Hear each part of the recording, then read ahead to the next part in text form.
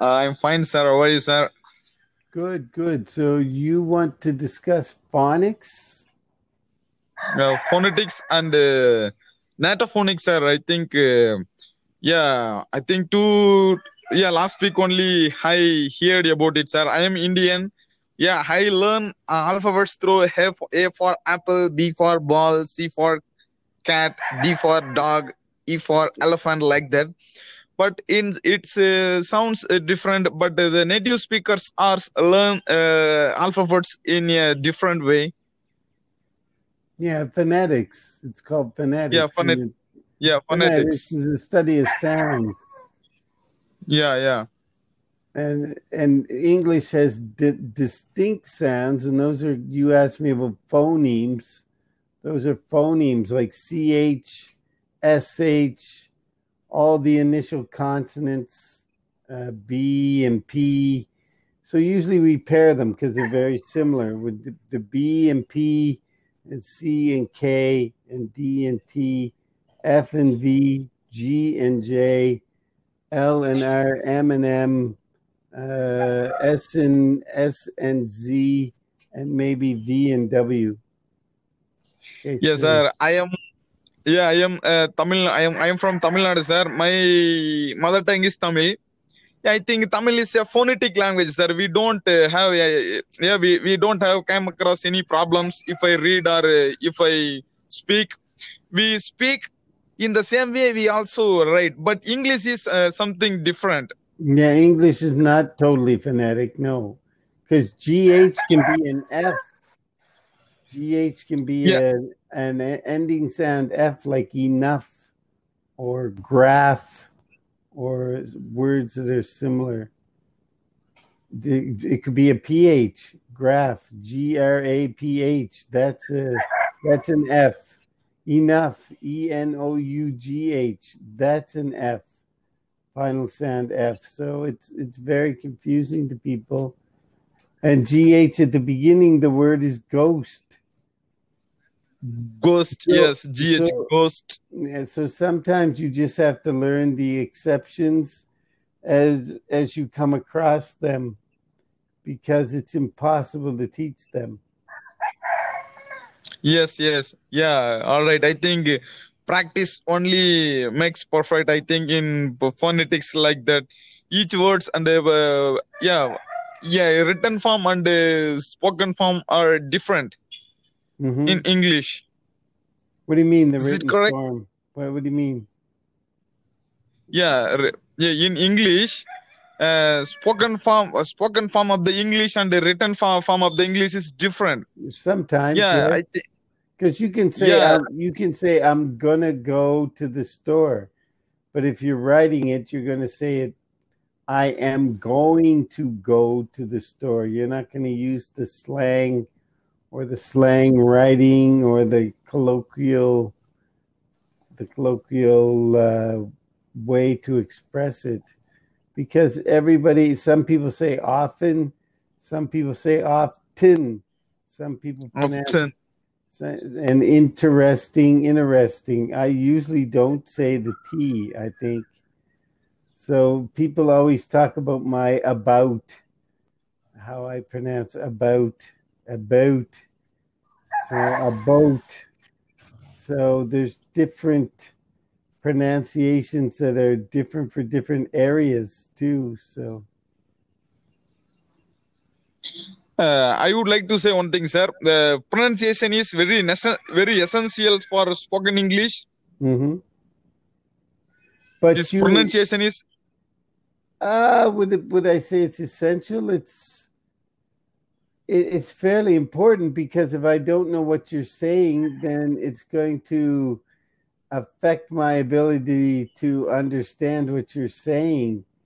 So your pronunciation is important, but I have heard so many people speak English that I'm more prepared and more able to understand non-native speakers. When I used to teach English in South Korea, and I tried to teach Korean, but or sorry, I tried to speak Korean, but Korean is very different, and many Koreans are not used to hearing foreigners speak their language. So it creates a lot of problems. I'm used to hearing foreigners speak English, and I'm used to hearing different pronunciations from people from India or people from Saudi Arabia, and they say the Inga. Everybody has their little difference from different countries how they pronounce English. And I don't know why. Sometimes I think it's because of their own language and they're copying the sounds because they're close to their own language. So that can be a problem too, because while the sound is close, it's not exactly the same. There could be a slight difference in how the sound is articulated, how it's formed in your mouth. So you can study those things as well. Yes, sir. Whenever I watch English films and English songs, I am difficult to listen. I'm difficult to watch because I'm unable to grasp the meaning. I am unable to get the exact point of the what the native speakers. Yeah, what is the movie? I feel difficult sometimes, sir. That's why I would like to ask these questions from you, But sir, but because some but you are sometimes teaching me. I think sometimes you're not getting the meaning because it could be an idiomatic speech. It could be you could be hearing an idiom like today I talked about something. It could be an idiom, and those are figures of speech, like a figure of speech.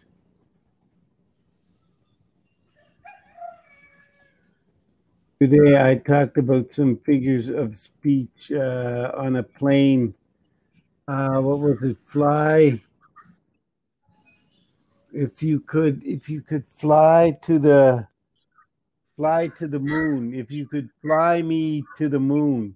Okay, nobody can fly to the moon, but it means that you're very happy and you're over the top about something.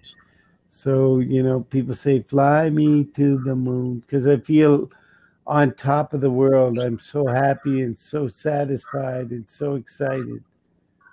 So it depends on it's not just the pronunciation, it's the kind of speech. If it's an idiom, it's a figure of speech or a metaphor or something along those lines, a simile. It has a different meaning, like a hollow leg. Doesn't really mean you have a hollow leg. Okay? So it's an expression. So sometimes they say that in movies. And movie language, the sentences are much longer and they're much more complex. So that makes it a problem too. It's not just the pronunciation, it's also the the complexity of the sentence structure too.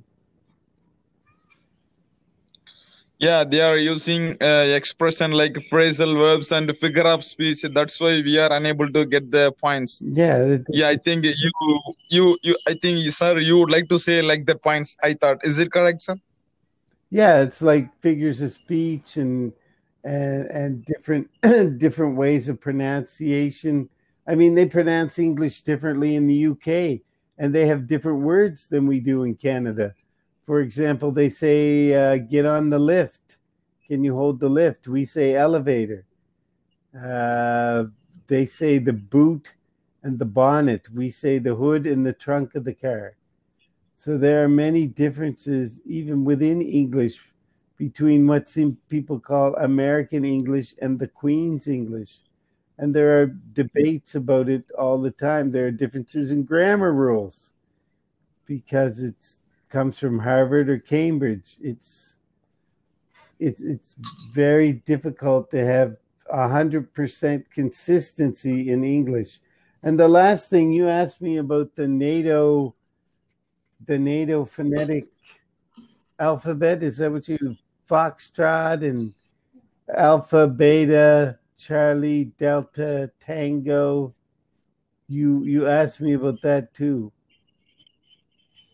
Yeah, A for alpha. Yes, sir. A for alpha, B for. Yeah, B is for beta, but that's more for the military, so there's no confusion.